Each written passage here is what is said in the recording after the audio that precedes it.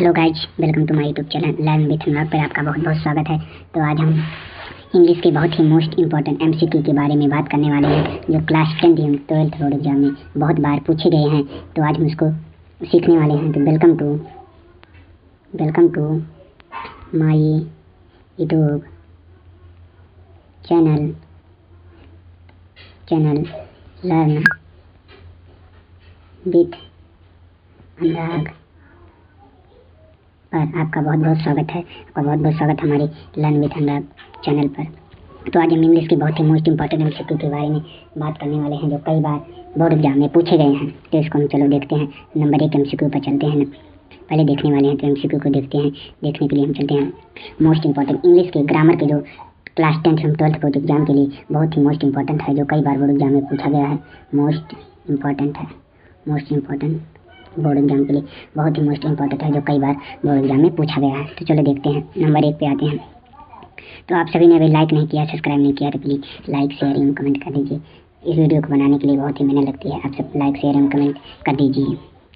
तो देखने वाले हैं आज हम देखेंगे वन वर्ड सब्स्टिट्यूशन। क्या नाम है? One word substitution. मतलब एक ही शब्द के जो कई अर्थ होते हैं, उसी को हम आज समझने वाले हैं। वन वर्ड सब्स्टिट्यूशन को आज हम देखने वाले हैं। तो देखिए, नंबर 1 क्वेश्चन पे आ जाते हैं। क्वेश्चन नंबर 1 क्या है? The country rule by the king. जहाँ पर एक ही लोगों का शासन होता है, the country rule by a king. जहाँ पर राजा का शासन होता है, उसे हम क्या कहते हैं? जहाँ पर राजा का शासन होता है, उसे हम कहते हैं मोनार्की। उसे ऑप्शन नंबर क्या हो जाएगा? बी। उसे हम कहते हैं मोनार्की कहते हैं। मोनार्की इसे हम क्या कहते हैं? मोनार्की मतलब क्या होता है? राजतंत्र। इसका मतलब क्या होता है? चलो हम लिख देते हैं। इसका मतलब होता है राजतंत्र।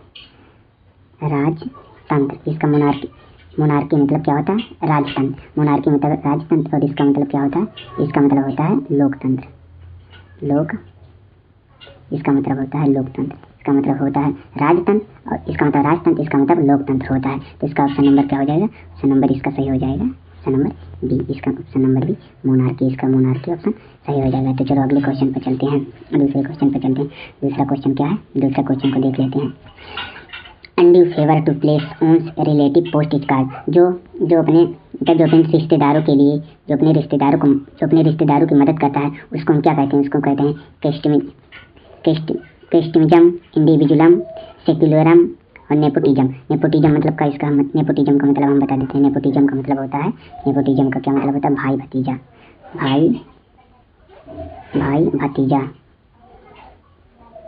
भतीजा। इसका मतलब होता है भाई भतीजा। जो नेपोटिज्म का मतलब होता है, वो होता है भाई भतीजा। तो इसका ऑप्शन क्या सही हो जाएगा? जो अपने रिश्तेदारों के लिए, रिलेटिव के लिए। इसका रिलेटिव मतलब होता है रिश्तेदार, ना सगे रिश्तेदार, जो रिलेटिव होते हैं, इसके लिए जो मदद करता है, उसे क्या कहते हैं? उसे कहते हैं नेपोटिज्म। इसका ऑप्शन हो जाएगा डी ऑप्शन हो जाएगा नेपोटिज्म। इसका ऑप्शन नंबर हो जाएगा डी। करेक्ट हो जाएगा डी। इसका नंबर क्या है? डी करेक्ट है। तो तीसरे नंबर क्वेश्चन पर चलते हैं। तीसरा नंबर क्वेश्चन क्या है? One who takes the bright side of thing. जो ब्राइट साइड मतलब जो आशावादी होता है। ब्राइट साइड मतलब क्या होता है? ब्राइट साइड मतलब होता है, ब्राइट साइड मतलब हम लिख देते हैं। इसका मतलब ब्राइट साइड मतलब होता है आशावादी। इसका मतलब होता है आशावादी। इसका मतलब क्या होता है? इसका मतलब होता है आशावादी। ब्राइट साइड मतलब क्या होता है? आशावादी। तो इसका क्या हो जाएगा? One who takes the bright side of thing is called. जो आशावादी होता है, उसको हम क्या कहते हैं? उसको हम कहते हैं ऑप्टिमिस्ट। जो आशावादी होता है, उसको हम क्या कहते हैं? ऑप्टिमिस्ट कहते हैं। तो इसका नंबर हो जाएगा सी। इसका नंबर सी इज करेक्ट हो जाएगा। इसका तीसरा नंबर करेक्ट हो जाएगा। तो चौथे नंबर क्वेश्चन पे चलते हैं। चौथा नंबर क्वेश्चन क्या है? Who abandon is religious faith is. जो अपने घर को त्याग देता है, उसे हम क्या कहते हैं? जो अपने घर को त्याग देता है, उसे हम क्या कहते हैं? जो अपने घर को त्याग देता है, अपने धर्म को। एवेंडन मतलब क्या होता है? धर्म। एवेंडन मतलब इसका मतलब क्या हो जाएगा? एवेंडन का मतलब होता है धर्म। तो चलो इसका मतलब हम देख लेते हैं। इसका मतलब क्या हो गया? धर्म। जो अपने धर्म को त्याग देता है।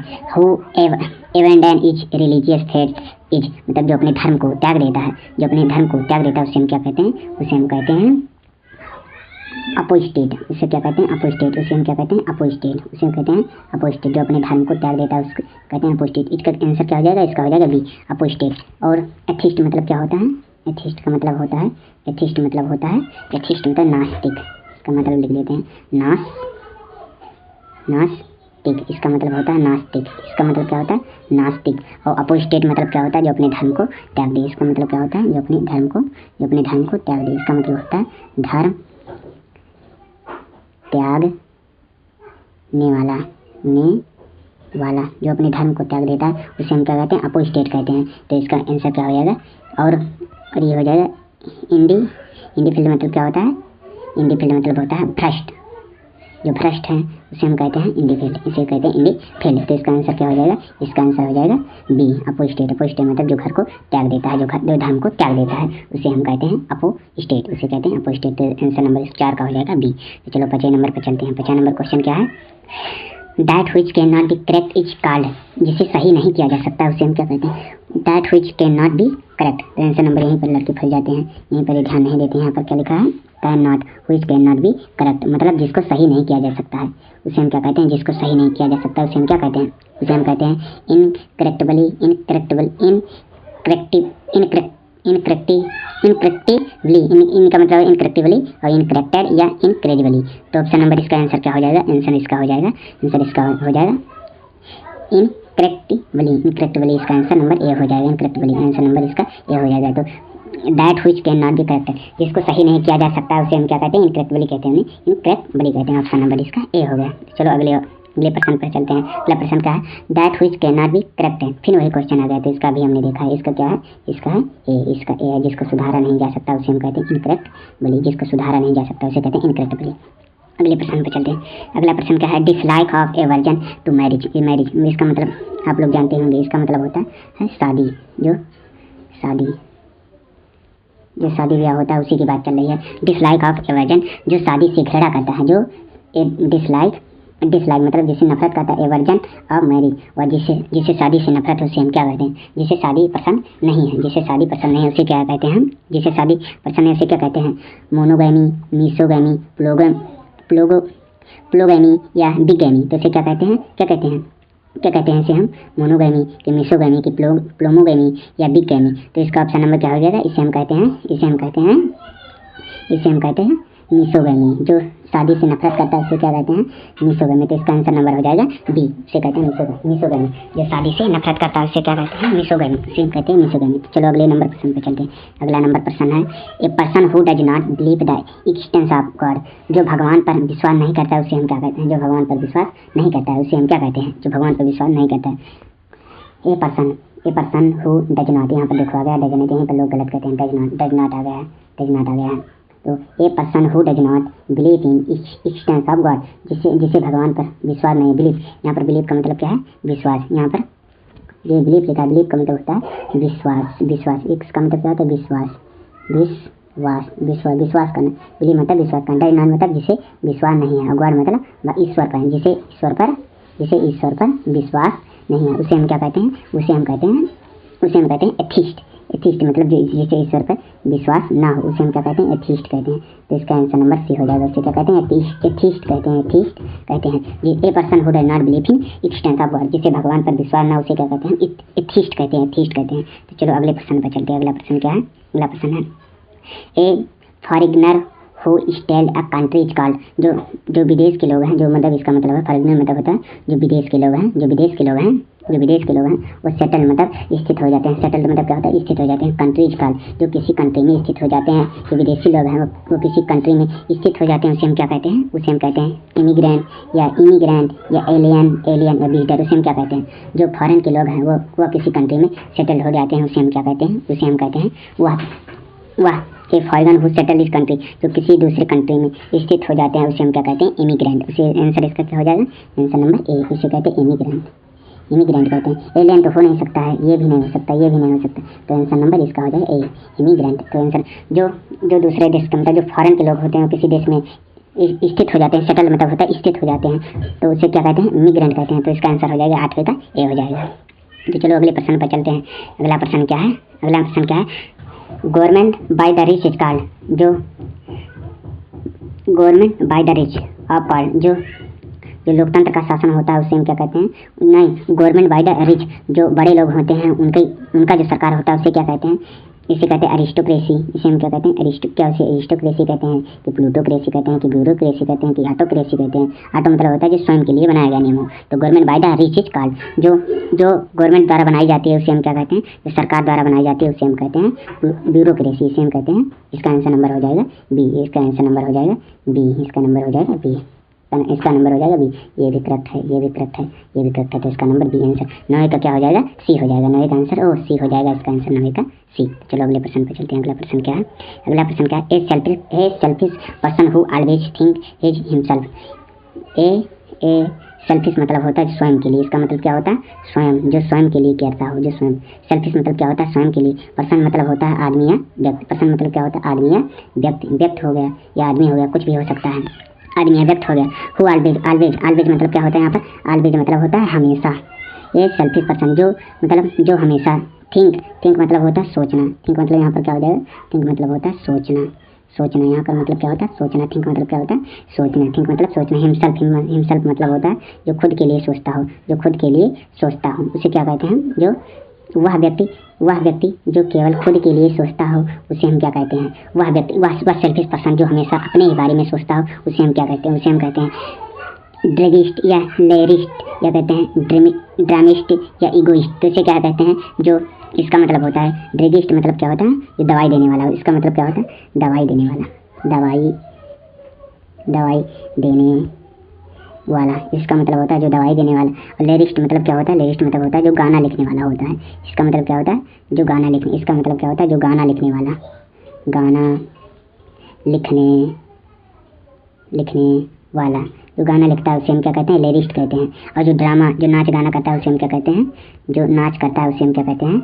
जो ड्रामिस्ट मतलब होता है जो नाच करता है, जो नाच गाना करता है उसे कहते हैं ड्रामेटिस्ट। तो इसका आंसर नंबर हो जाएगा ईगोइस्ट। आंसर नंबर इसका क्या हो जाएगा? ईगोइस्ट। तो इसका आंसर इसका डी इज करेक्ट। वह सेल्फिश पर्सन जो हमेशा अपने ही उसे क्या कहते हैं? ईगोइस्ट कहते हैं। उसे क्या कहते हैं? जो व्यक्ति जो हमेशा अपने ही बारे में सोचता है उसे हम क्या कहते हैं? ईगोइस्ट कहते हैं। उसे हम क्या कहते हैं? ईगोइस्ट। तो 10 का क्या हो जाएगा? 10 का हो जाएगा डी। इसका आंसर 10 का क्या हो जाएगा? 10 का हो जाएगा डी, ईगोइस्ट। इसे क्या कहते हैं? ईगोइस्ट। तो चलो 11वें नंबर प्रश्न पर चलते हैं। तो 11वां नंबर प्रश्न क्या है? One who see the dark side of thing. वह व्यक्ति जो हमेशा डार्क साइड देखता है, जो डार्क साइड देखता है उसे हम क्या कहते हैं? वह व्यक्ति ए डार्क साइड, जो one who see the dark side of thing is called. वह व्यक्ति जो डार्क साइड देखता है, क्या इसका मतलब है? One who see the dark side, वह व्यक्ति जो डार्क साइड देखता है उसे हम क्या कहते हैं? उसे हम कहते हैं प्रीमिस्ट। उसे इसका आंसर क्या हो जाएगा? उसे कहते हैं प्रीमिस्ट। उसे क्या कहते हैं? वह व्यक्ति जो डार्क साइड देखता है उसे क्या कहते हैं? उसे कहते हैं प्रीमिस्ट। वह व्यक्ति जो डार्क साइड देखता है उसे कहते हैं प्रीमिस्ट। उसे क्या कहते हैं? प्रीमिस्ट कहते हैं।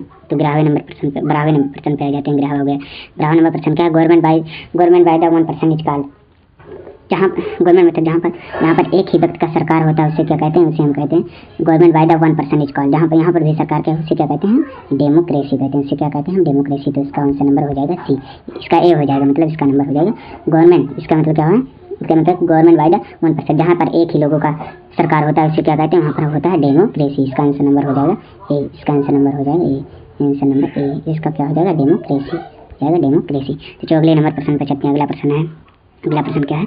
अगला प्रश्न है I state where all religious respected and prestiged is called. मतलब जहाँ पर ए स्टेट वेयर रिलीजियस, जो सभी धर्मों का सम्मान करता है, जो सभी धर्मों का सम्मान करता है उसे क्या कहते हैं? जो सभी धर्मों का रिस्पेक्ट करता है, जो सभी धर्मों का रिस्पेक्ट करता है उसे हम क्या कहते हैं? जहाँ पर सभी धर्मों को एक समान समझा जाता है, जहाँ पर रिस्पेक्ट किया जाता है उसे हम क्या कहते हैं? उसे हम कहते हैं सेक्युलर। सेक्युलर मतलब होता है, इसका मतलब होता है, इसका मतलब धर्मनिरपेक्ष। धर्मनिरपेक्ष मतलब जो सभी धर्मों को समान समझता है उसे क्या कहते हैं? धर्मनिरपेक्ष। तो इसका आंसर जो 13वें का आंसर हो जाएगा उसका आंसर नंबर डी हो जाएगा। उसे क्या कहते हैं? सेक्युलर कहते हैं। तो 13 का नंबर डी हो जाएगा। 13 का आंसर क्या हो जाएगा? डी हो जाएगा। तो चलो अगले प्रश्न पे चलते हैं। अगला प्रश्न क्या है? A person with the narrow religious views is called. इसे क्या कहते हैं? गवर्नमेंट। इसे क्या कहते हैं? इसका क्या नाम है? A person with narrow religious. A person with narrow religious. इस पर्सन विद नैरो रिलीजियस, जो अपने धर्म के लिए रिलीजियस, नैरो रिलीजियस, जो अपने धर्म के लिए कट्टर हो, जो अपने धर्म। A person with narrow religious views is called, जो अपने धर्म के लिए कट्टर हो उसे क्या कहते हैं? उसे हम कहते हैं, इसका मतलब फैनेटिक्स मतलब कट्टर। इसका मतलब होता है कट्टर। इसका मतलब क्या होता है? कट्टर। कट्टर तो मेरी राइटिंग ठीक नहीं है तो समझ लीजिए। इसका आंसर नंबर क्या हो जाएगा? आंसर नंबर इसका हो जाएगा डी। इसे क्या कहते हैं? फैनेटिक्स। फैनेटिक्स मतलब होता है कट्टर का अदट्टा टक और कट्टा, इसका मतलब होता है फैंटिक्स मतलब कट्टर। तो hey person with narrow religious views का जो व्यक्ति धर्म के लिए कट्टर होता है उसे क्या कहते हैं, उसे हम कहते हैं फैंटिक्स, उसे क्या कहते हैं फैंटिक्स कहते हैं। तो 15वें का क्या हो जाएगा, 15वें का डी हो जाएगा, 15वें का क्या हो जाएगा, डी हो जाएगा। A person with narrow religious, तो इसका क्या हो गया, का डी हो गया। तो चलो आज के लिए इतना ही और कल इसके बारे में देखते हैं। तो 1 मिनट 1% पीछे हो गया, चलो इसको हम देख लेते हैं। क्या था 15 नंबर पर्सन ए, क्या था ए पर्सन विथ नैरो, तो सॉरी बच्चों गलती हो गई, इसके लिए ये कट गया था, तो फिर से ले आते हैं। तो आप सब देखिए वीडियो। तो इसका क्या था, ए पर्सन विथ नैरो, जो अपने धर्म के लिए रिलीजियस होता है उसे क्या कहते हैं, फैंटिक्स कहते हैं। जो कट्टर होता है, अपने धर्म के लिए कट्टर होता है, उसे क्या कहते हैं हम, इसे कहते हैं फैंटिक्स, तब कट्टर। तो आप लोगों ने अभी वीडियो को सब्सक्राइब नहीं किया है तो सब्सक्राइब कर दीजिए, लाइक कर दीजिए और कमेंट कर दीजिए। आपको अगर ये वीडियो अच्छा लगा तो बहुत बहुत धन्यवाद है आपका हमारे लर्न विद अनुराग चैनल पर, लर्न विद अनुराग चैनल पर बहुत बहुत धन्यवाद। आपको ये वीडियो लगी तो लाइक, कमेंट, शेयर करना और सब्सक्राइब करना ना भूलिएगा। तो फिर मिलते हैं अगले वीडियो में, नेक्स्ट वीडियो में। तो बहुत बहुत आप सभी का थैंक्स, मतलब धन्यवाद, थैंक्स फॉर वॉच, वीडियो देखने के लिए धन्यवाद। मिलते हैं अगले वीडियो में, बाय बाय, अगले वीडियो में मिलते हैं, बहुत बहुत धन्यवाद।